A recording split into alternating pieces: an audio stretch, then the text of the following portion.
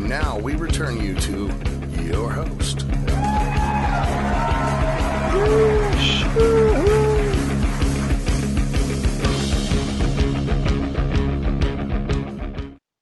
And welcome back to Dave and Mackey's Shiny Side Out, show number 480, 080 and 400, talking about parasites.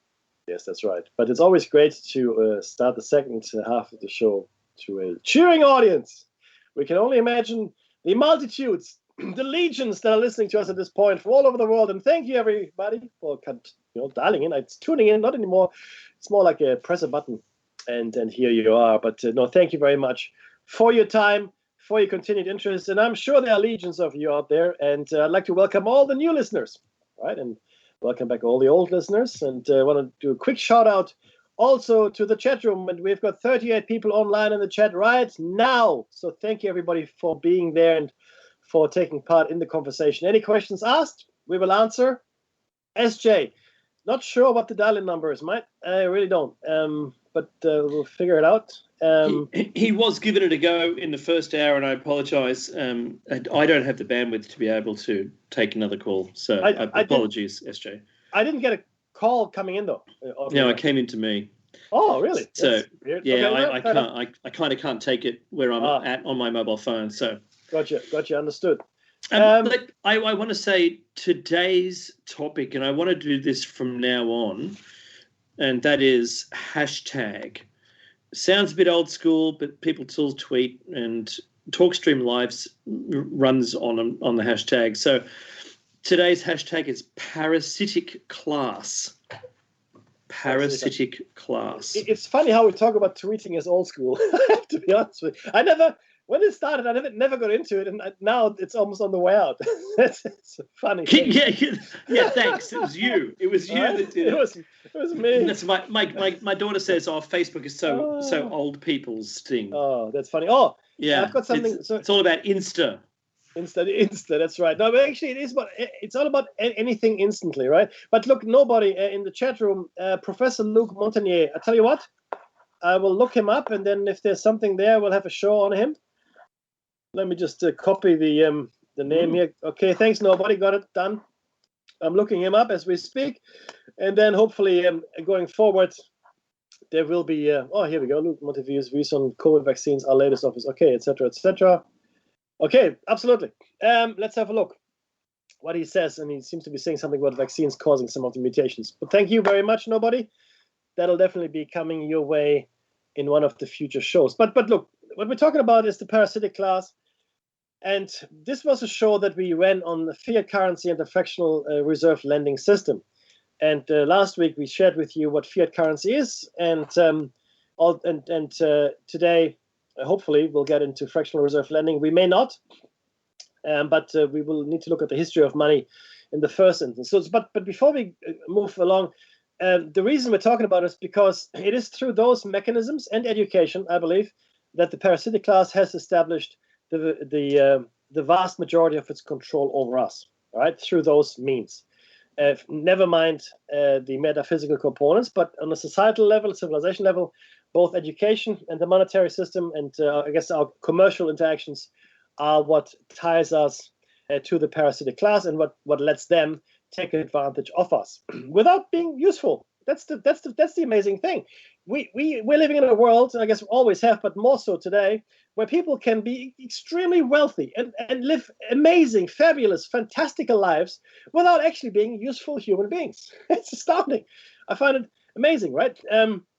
So what is fiat currency? Well, fiat currency is, fiat money really, is any money declared by a government to be legal tender.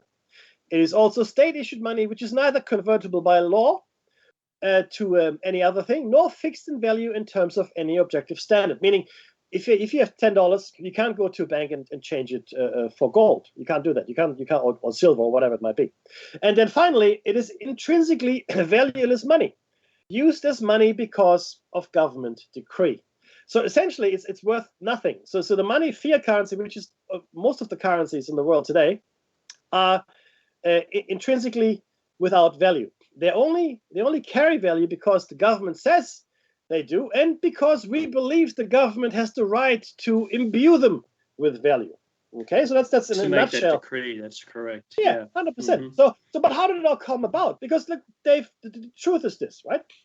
The bartering system worked really well. Now, why do I say that? Because in the bartering society, everybody had to do something that was useful to someone else. And it didn't always have to be, someone that makes baskets or catches fish or, collects apples. This could be things like a storyteller to entertain people, because fundamentally we are social animals and we like the company of others and we love entertainment. Right? So if you could play an instrument or you could sing or you could tell stories really well, then people would appreciate that. And that would be the thing that you would barter for. Right? So that's you go to a village, for example, you tell a story, go, oh, wow, this is amazing. Yeah, you can stay here, we'll feed you, and here's some provisions on your journey if you go to another village, or whatever the case may be. But most people had skills. Most people had skills that would allow them to contribute meaningfully to the humans they lived with, right? And it could be anything. It could have been anything that anybody else might find useful, right? And maybe your particular thing was that herbs. So you could make people better, make you a healer, right? But again, if nobody is sick, you still have to keep a healer around, so people understood that even though your skill might not be needed at a certain time, it would be needed some other time in the long term, and you would still have a place in that society, right? But we moved away from that. And in fact, I think we moved away from that when we started building cities. Now, building the cities and our enslavement to the parasitic class, in my mind, go hand in hand. Because the answer to the questions of cities was agriculture. So you say cities, question mark, right? And the answer is agriculture, right? But the question is why? What question was the city answer to? So what problem did we solve with the creation of cities? Is my point. And the answer is we needed a population that was somewhere permanently settled. That's what we needed. We needed a sedentary population, either to mine gold or do something in a specific place. Because before that, we had been nomadic. We lived a lot longer too, by the way, as nomads. Did you know that? A lot longer than today, even. We had much healthier lifestyles. But the point is that we, at some point in our past, were forced to settle. And then, in order to feed those multitudes, agriculture came along. Okay? That's what happened, and in that order. I don't think agriculture was invented, and then we built cities, and then we settled. Not at all. I think someone, sometime in the past, said, "Nah, we need population centers. I need 10,000 people right here next to this gold deposit. I need 10,000 people right here next to the airfield." Whoops, did I say too much? But the point is, that's what happened, and we saw, and we this is a different show, but it's tied into this thematically. We see agriculture springing up around the same time all around the world, right? And fully formed, right? This is agriculture that actually works. And what we're missing, and we've spent a lot of time discussing this in our agriculture show, what we're missing is the development of agriculture and the domestication of animals. Some we can follow up, or we can follow through. Others we cannot at all. And the greatest question of all is, why are we, the human race, more closely aligned to domesticated animals than to wild animals? Why are we seemingly the most domesticated beast of all, right? So these are all questions, and money ties into it, because once you move into a city environment, you need something called division of labor. What is division of labor? Division of labor is everybody has to do a job, and you may no longer be able to go and find food, for example, right? And you may no longer be able to contribute to the greater good, but you are working in a place to do something, and that's taken up all your time, like maybe a gold miner, right? Or whatever. And therefore, the rest of society needs to take up the slack. While you do this, they farm and they go hunt and fish and whatever, and it's agreed that they should give you something, but it's really hard to barter around that. So what you need to do is you need a medium of exchange. So if everybody agrees, okay, well, we all going to exchange these tokens now for all the things that we want, and everybody has to agree that that's a thing, right? Then that makes life a lot easier in a city type society, because I can now have people working on stuff that doesn't directly contribute to their survival. I can make them do things that have absolutely no meaning to anyone but me, right? Because I can give them tokens, and for those tokens, they can go and get all the things they want. So that's the point I'm trying to make here, as far as the thematic relationship between the foundation of cities, agriculture, and money is concerned, right? Now, I believe, obviously, money is a lot older than what we're discussing here now, but we're going to talk about the history of fiat money, because in the olden times, before fiat money, money was usually something that was intrinsically valuable, or something that was believed to be intrinsically valuable, like pretty shells, or they're pretty. Mm-hmm. Well, that's intrinsic value. Gold has always been gold coins, yeah, but gold and silver doubloons. Yeah, and we spoke about this as well. Why is gold and silver and any of that stuff intrinsically valuable? You can't eat it.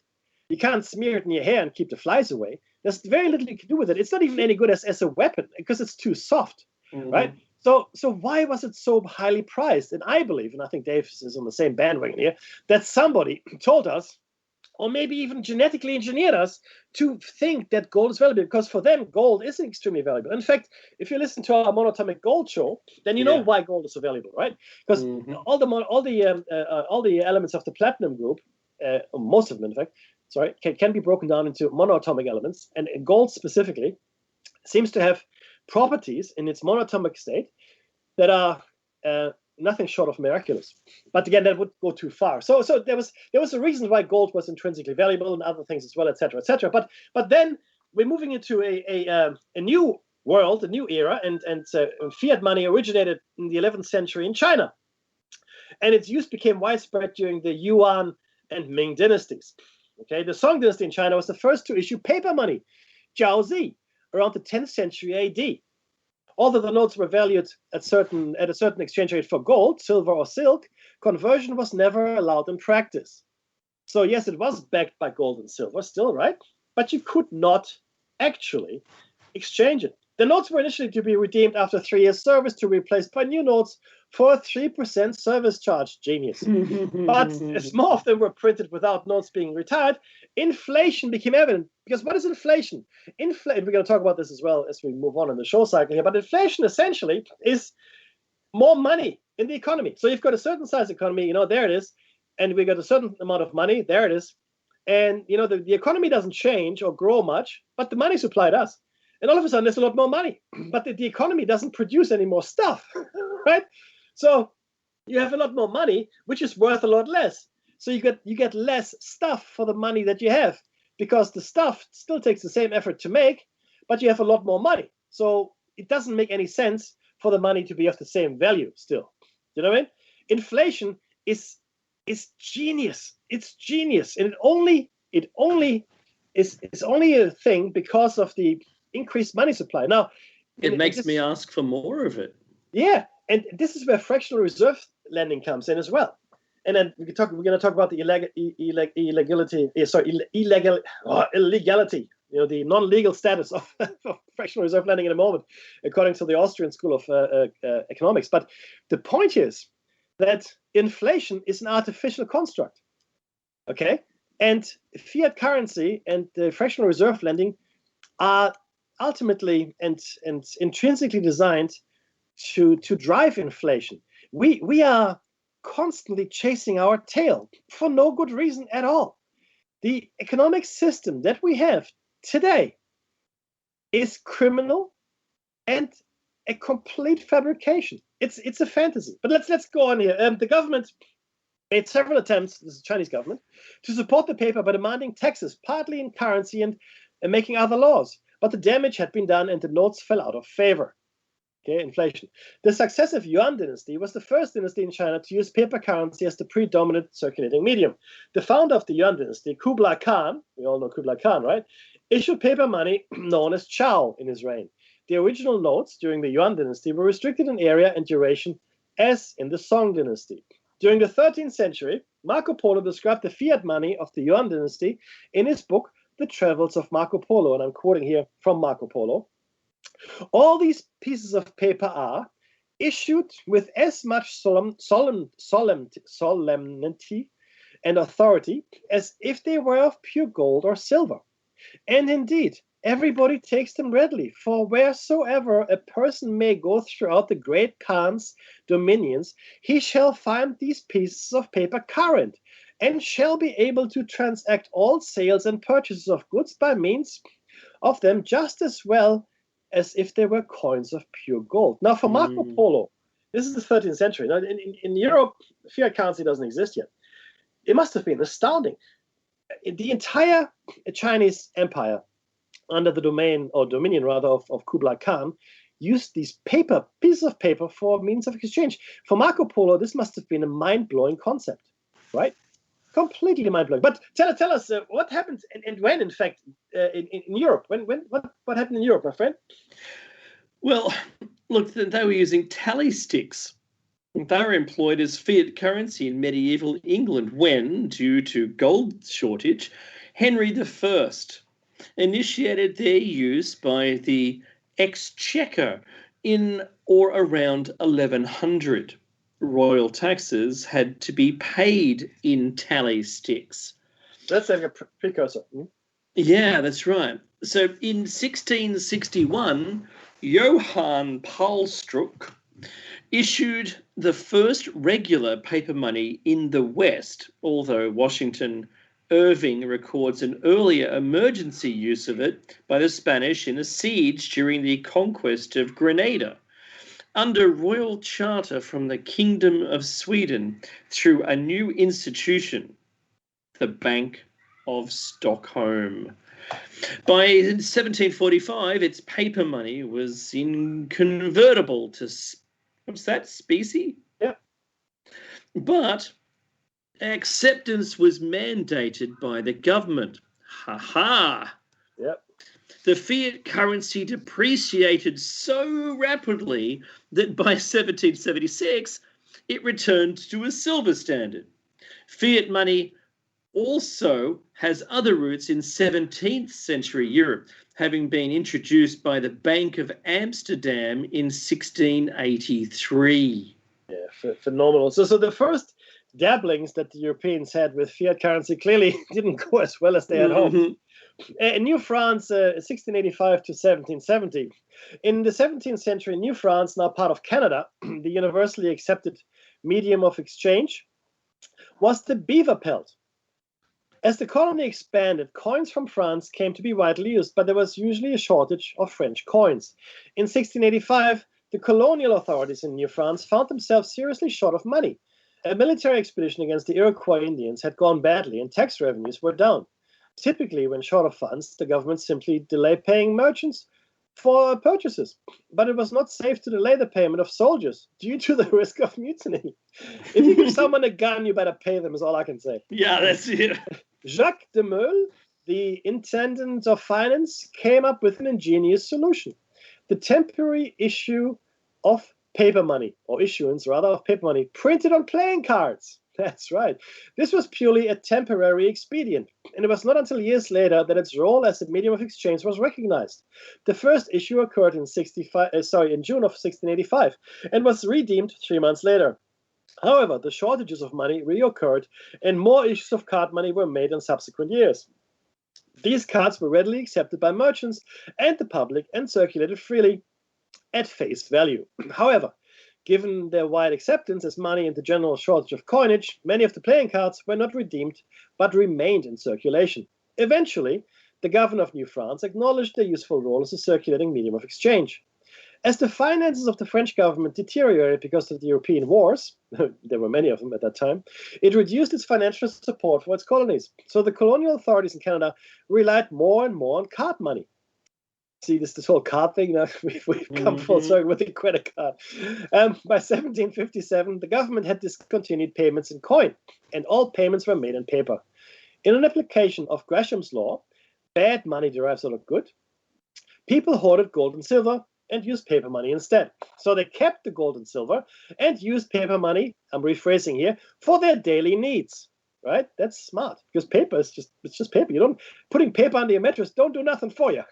The costs of the war with the British led to rapid inflation in New France. Following the British conquest in 1760, the paper money became almost worthless. But business did not come to a halt because gold and silver that had been hoarded came back into circulation. It was rather than having a federal. I know, exactly. Rather than having a Federal Reserve, everybody had gold and silver under the mattress. Under the Treaty of Paris in 1763, the French government agreed to convert the outstanding card money into debentures, or debts, or debt certificates. But with the French government essentially bankrupt, these bonds fell into default, and by 1771 they were completely worthless. The Royal Canadian Mint still issues playing card money in commemoration of its history, but now in 92.5% silver form, which gold with gold plate on the edge. So these cards are now actually silver with gold plated on the edge. It therefore has an intrinsic value which considerably exceeds its fiat value.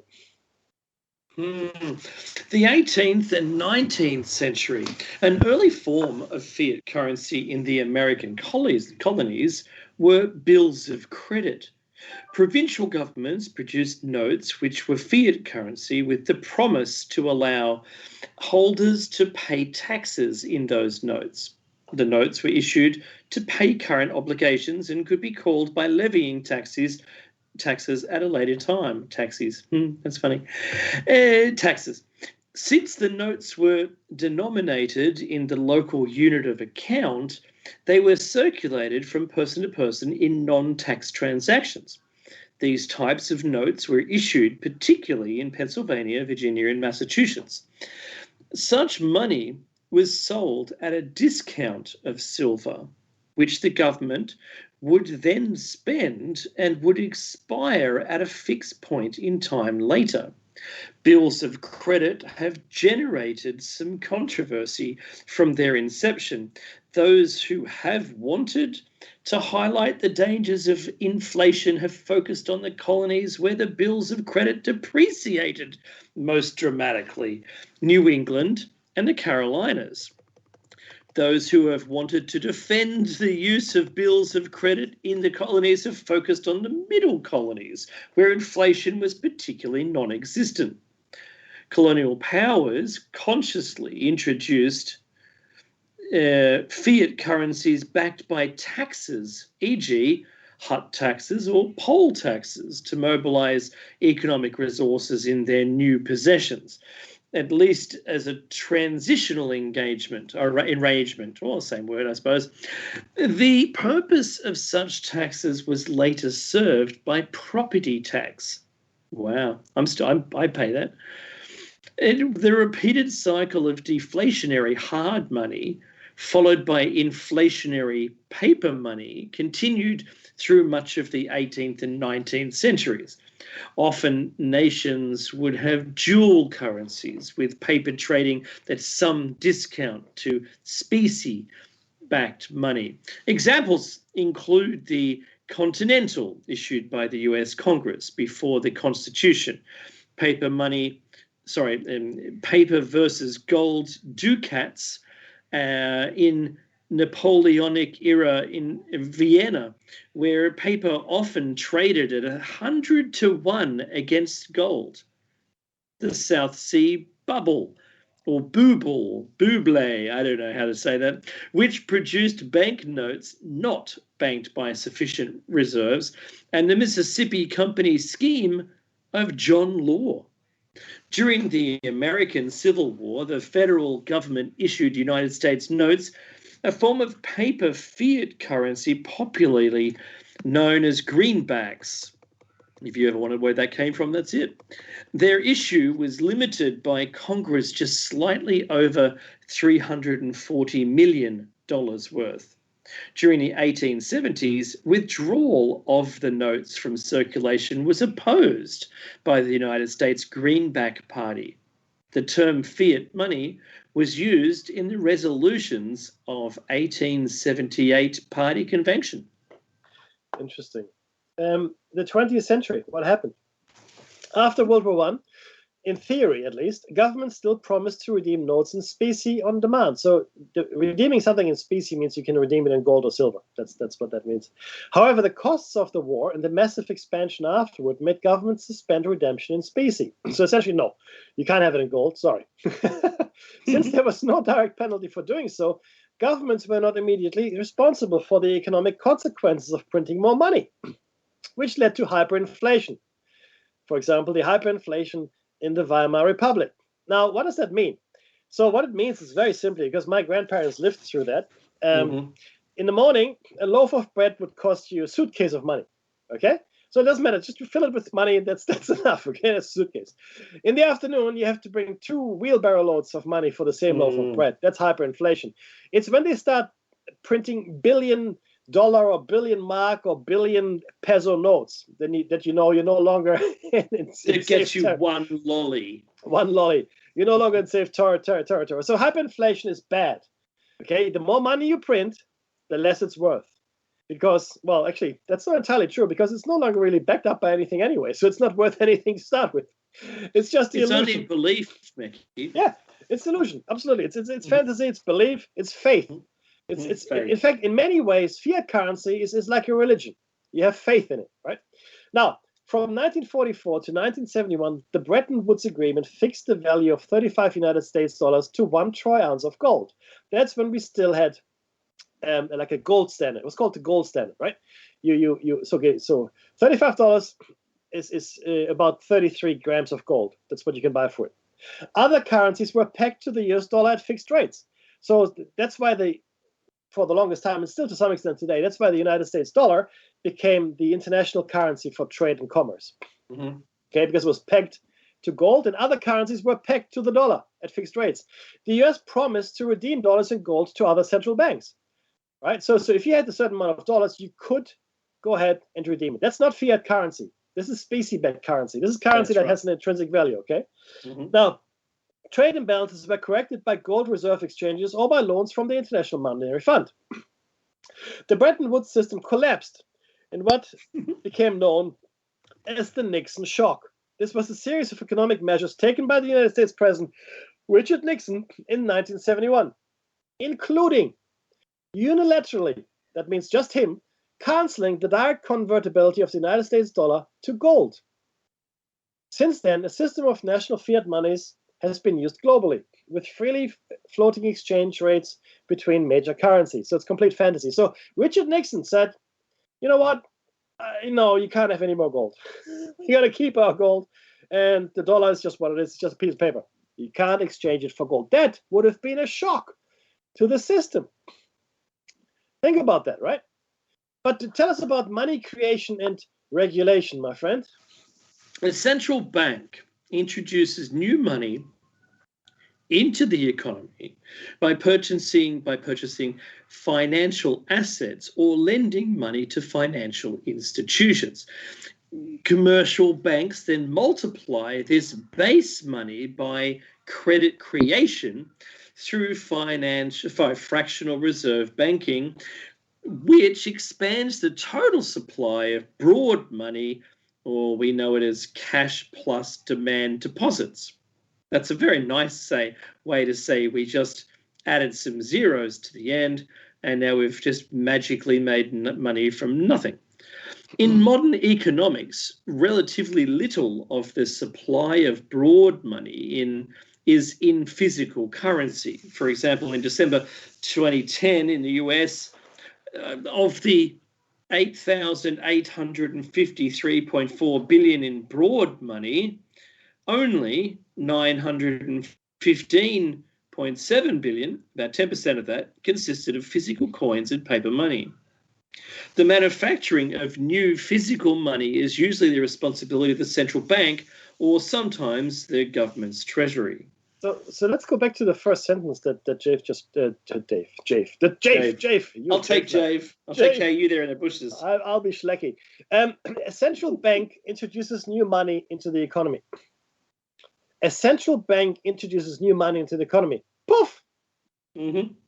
Commercial banks then multiply this by credit creation through fractional reserve lending.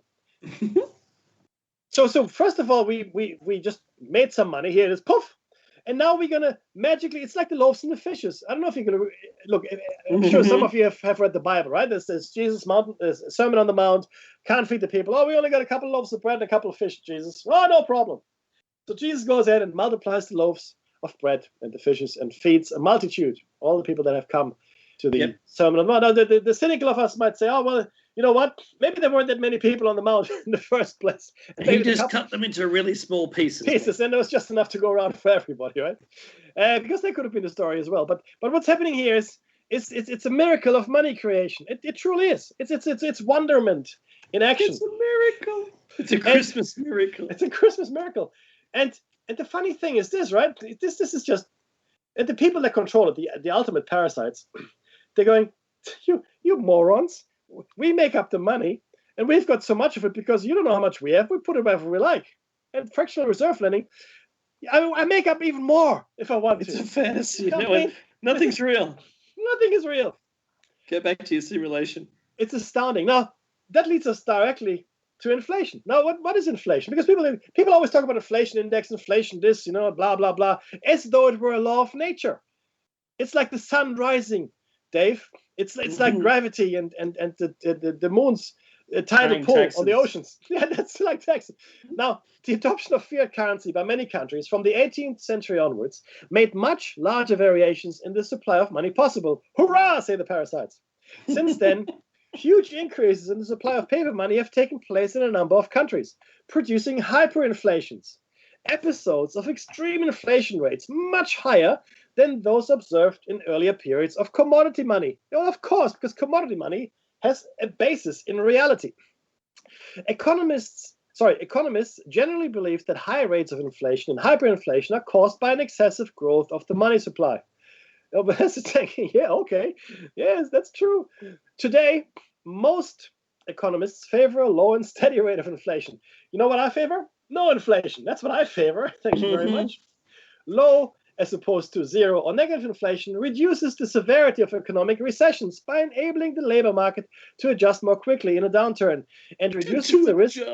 Yeah, I know. It's simplified to a word adjust. It's crazy, and reduces the risk that a liquidity trap prevents monetary policy from stabilizing the economy. Now, Dave is going to take us through a liquidity trap in just a second, but I need you. Oh, there's something beautiful that came in the chat room. Nobody says I'm tulip rich. So what nobody's referring to is the tulip crisis in the Netherlands in the 17th century, where people went nuts over speculative buying of tulip bulbs. when actually it ruined the Dutch economy. It just completely crashed it. Where people, it was the first stock market crash. In fact, the tulip. We like to, the tulip crash of the Netherlands, insane. But thank you, nobody, for bringing it up. And we will actually. I'll if I haven't got it in here, I'll put it in as an example. But ultimately, here you have to understand that this money. Okay, so I need you to understand how we have enslaved people here. Low inflation reduces the severity of economic recessions by enabling the labor market to adjust more quickly in a downturn. Now, take a step back. Inflation is not something that occurs like the sunrise or like a shooting star. It's not a natural phenomenon. We made it. Okay? But by having low inflation, see, we're helping you now. So we created inflation, okay? But now we're helping you, okay? I'm the parasite now. Look, we're helping by keeping it low. See, if we're keeping it low, the economic recessions won't be so bad. There'll still be recessions, maybe even some collapses and crashes, but it won't be so bad because we're helping you by keeping it low. And you know what? We'll be able to adjust the labor market more rapidly if there's a downturn. That means we can just fire people more quickly. It's okay. We're helping now. No. Well, the differential between the highs and low is much smoother, and so we should all be happier. Well, you won't be happy, but we'll be really happy, and you. You'll be You'll still be okay. It's not you, it's me. It's you. And the funny thing is this entire scenario to just make it more accessible, I guess, is like you get a house. Like, it's a beautiful house, but you want to have a bigger house. You want to build a bigger house, but you can't tear it down. It's just no good. So, what do we do? Oh, I know. I'm going to burn the house down, but I'm not going to tell anyone inside it that I'm burning it down, right? And what I do by that, because I do want to burn the house down. So I want to destroy the house, but I can't because there's people there. So at night I will go and I'll burn the house down, but I can't tell the people because I can't let them know that I want to burn the house down, right? So, but I'm burning it down, and then I start burning the house down, and then I come out running. Hey, your house is on fire! Quickly, I'll save you. And I run inside and I save everybody. Oh, maybe not everybody. Well, some people obviously, they will succumb to the flames, but I pull most people out. What a hero I am! I've burned the house down. No one knows that, but I've burned it down. But I've saved the people. And now I can build a bigger and better house for myself. Whereas the people that were in the house before, well, they can be somewhere else. I don't care. But this is what this is. Okay? They've taken our commercial lives, set fire to it, and then under the pretense of helping us, no, come, I help you, offer a helping hand, and pulled us right into their little cookie jar. And that's where we are. And that's where we've been ever since. We'll kindly reduce the inflation. The inflation, I should say. We'll kindly reduce the inflation, and what we'll do, we'll charge you less interest on the loans that you've got, because hard times. So Australian banks, by the way, just an aside, another aside, an aside to the aside, profited more this year so far than other years when we were not COVID. They profited so much money. It's insane. How are they doing that? Because it doesn't make any sense. Well, they're not giving any money away for free for start, right? Because we're on zero. Right? But they're still charging people 4%, 5% on their house loan, 6%, whatever, right? And they're making money from nothing. They're money. Collecting our toil. Yeah, they're making money on things that doesn't. This is the parasitic element. They are not just. Sorry, Dave. They're not just making money. They are making obscene amounts of money and becoming filthy rich, based on complete fantasies. If people truly understood, and hopefully after the short cycle people will, but if people truly understood how fiat currency and the fractional reserve lending system work, if they truly understood it, they would rise up in anger and disgust and protest, because it is insane. It's insanity. It makes absolutely no sense. But we've accepted it. You know why we've education, right? We've become cogs in a little system. Health. Yeah, we're now roads, plumbing. Becky, plumbing. What have they done for us lately? What have they done for us lately? We have hook, line, and sinker. Politics. We've swallowed it all.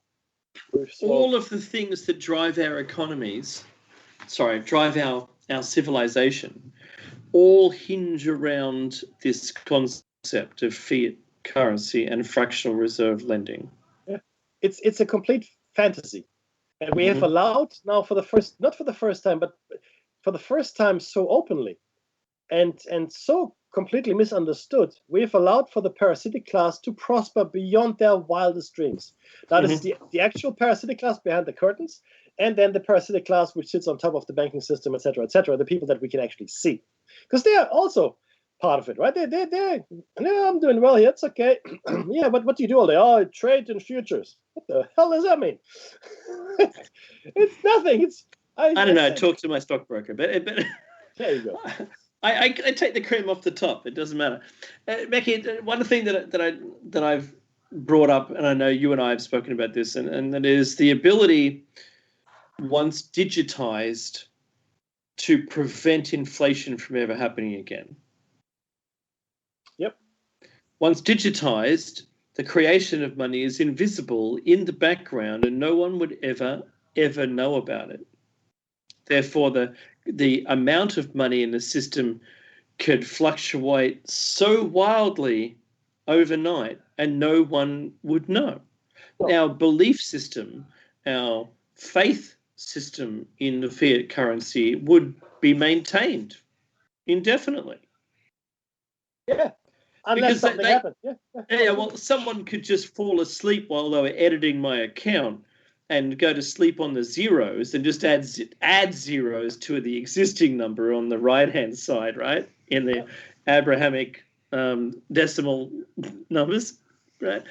And why just not wipe it out, but just add a gazillion. I don't know what number is, but e to the 28th or something, right? I don't care, to the million.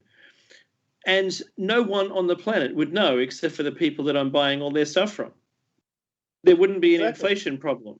Exactly. And so that whole thing about our next step that ourselves, Meki, if this civilization is still here in 30 years and we still have a show, we'd be talking about this period in time where we went digital and how fiat currency completely changed the way that it existed. Because going from the cards, like we both joked, that we went to credit cards, but going from a card system through credit cards into a digitized system is a complete change to this, and protects all of that it's been created so far, and only takes it to the next echelon. Because there won't be any money in circulation, you see. That's right. The problem with inflation is it's always related to money in circulation. If there's no money in circulation, and there won't be, make no mistake, actual physical money will soon become illegal, soon enough. Because only gangsters and criminals and terrorists use real money. Yeah, we should all be able to get a token to tap. Oh yeah, that's right. Not far away. There's so many other things you can link to that. Even your very right to exist. Social credit might well come into it, my friend. The Chinese you could completely delete someone. Oh yeah, completely. In fact, watch Nowhere Man. Anyone who hasn't seen it, back in the 90s, great show, Nowhere Man. But Dave, tell us quickly what a liquidity trap is. Yeah, so it's a situation described in Keynesian economics in which injections of cash into the private banking system by a central bank fail to lower interest rates and hence make monetary policy ineffective. A liquidity trap is caused when people hoard cash because they expect an adverse event such as deflation. Sufficient aggregate deflation. Now that's a funny talk, isn't it? When does that happen? Insufficient aggregate demand or war. Common characteristics of a liquidity trap are interest rates that are close to zero and fluctuations in the money supply that fail to translate into fluctuations in price levels. We are getting close to liquidity trap right now, in case anybody was wondering. Yeah, so Mackie and I have spoken about this as an aside to the aside, about the amount of debt that all of our respective countries have now is unpayable. There's not a future of being able to pay it unless you just type the numbers into a computer to make them go away. Giving money creating it from thin air, just as they already do with the Reserve Bank or the central bank, giving money to someone who multiplies that money with leprechauns and is able to then lend more money than they received. That's fractional reserve lending, right? So back to the text. However, money supply growth does not always necessarily cause inflation. Some economists maintain that under the conditions of a liquidity trap, large monetary injections are like pushing on a string. From the end of its string. It won't go anywhere, it just bends. The task of keeping the rate of inflation low and stable is usually given to monetary authorities. Generally, these monetary authorities are the central banks that control monetary policy through the setting of interest rates. You hear this all the time. Through open market operations and through the settling of banking reserve requirements. Of which there are hardly any left in the world. That's right. All the levers are at zero, sir, but we're still going down. Now, there's an interesting, the loss of backing, little interesting case here. A fiat money currency generally loses value once the issuing government or central bank either loses the ability to or refuses to further guarantee its value. But this need not necessarily occur. For example, the so-called Swiss dinar continued to retain value in Kurdish Iraq even after its legal tender status was withdrawn by the Iraqi central government, which issued the notes, because the faith was no longer in the government, but in Iraqi central government, but rather the Kurdish government that had sprung up. So it was a transference of faith, if you will.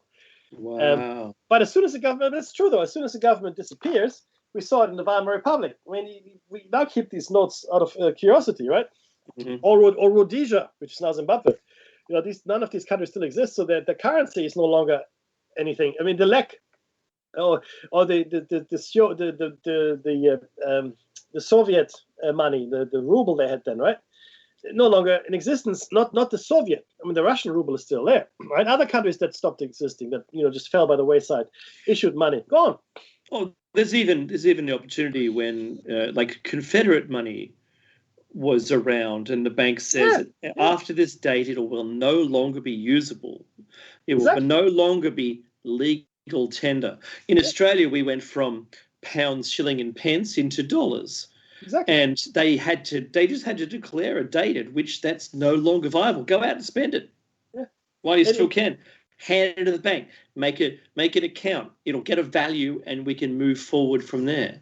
And the funny thing is there's a more extreme example of that where the country didn't disappear. But I'll give you an example of Turkey. Turkey was suffering from hyperinflation with the lira. And so what they did was called a currency reform. The same thing happened in Germany after World War II, a currency reform, meaning that all the currency that was in legal tender prior to this, like the old Turkish lira and the old German Reichsmark, at a certain point in time simply stopped existing. They're no longer currency. You can still exchange it at a certain, whatever the exchange rate is for the new currency, but at this point in time, the new currency takes over, and this currency is now beautiful. It's not, it's not hyperinflated. It's just, one apple will cost you 50 cents, and it's wonderful. Until, of course, you're back in the conditions of hyperinflation. But that's what currency reforms do. It is fantastic. It's fantastic. It's, sorry, there's something that's mentioned in the chat room by Take Two. There's debt forgiveness, and global quantitative easing. Yeah, so we are now in certain situations where certain countries, Dave, simply can no longer pay their debt. Argentina was one of them, and they said, you know what, forget it. I can't pay the money that I owe, so forget it. I don't owe anything anymore. Or certain banking institutions say, okay, fair enough, we'll forgive your debt. You start again, etc., etc. Because we're running it like Monopoly. We're running it so hard that a lot of people are being pushed out of the game, but we want them to keep playing. So we just forgive their debt. That's okay. Come back into the game. Here's another $50. it's and you know that if you accept that, you're never going to win. No, you just continue to play until you're broke, until you're bankrupt, and that's the goal of Monopoly. Yeah, this is a fabulous book, and I really urge everybody to read it. It's not part of the show notes, but it's called Confessions of an Economic Hitman. Confessions of an Economic Hitman. Read it. The people don't conquer countries with weapons really anymore, right? The Americans, the Europeans, they go in with consultants, McDonald's, and they offer loans. Like the Chinese, here's a loan. There you go, take it. Build all the infrastructure, build nuclear plants and harbors and roads, and then pay us back. Oh, you can't pay us back. You know what? All of this infrastructure is now mine. Thank you very much. Including all of your water plants, your electricity plants, they're all mine. Thank you. But if you can't, how about just to keep them going, Mekki? What we'll do is, we know your exploits. So, you've got coal and oil. We'll take 20% per month of your oil production. That'll pay for the loan repayments. Yes, absolutely.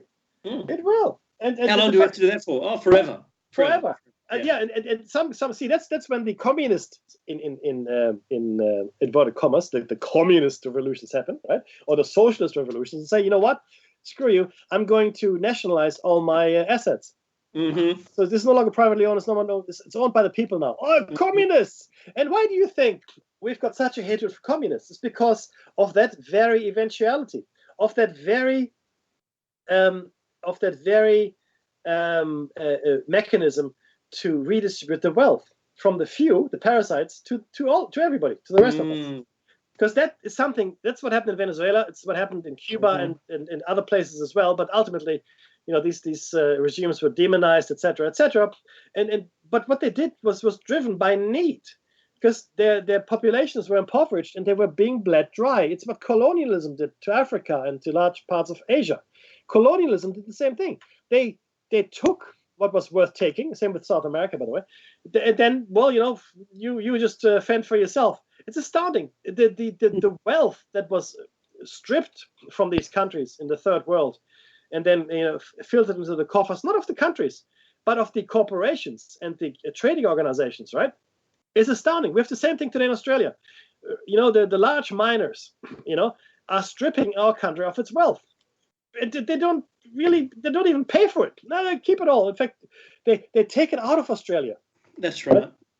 It is shocking. But look, there's a lot more we could do. I do want to quickly tell you guys about fractional reserve lending. Then we'll continue it next week. But you've got 6 minutes, Mackie. Yep. Your time starts now. Yeah. So let's start with a criticism that is based on its legitimacy. So fractional reserve lending.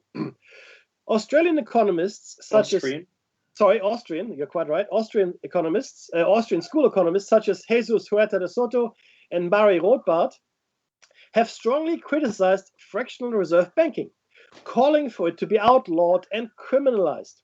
According to them, not only does money creation cause macroeconomic instability, which is based on the Austrian business cycle theory, but it is a form of embezzlement or financial fraud, legalized only due to the influence of powerful rich bankers on corrupt governments around the world. US politician Ron Paul has also criticized fractional reserve banking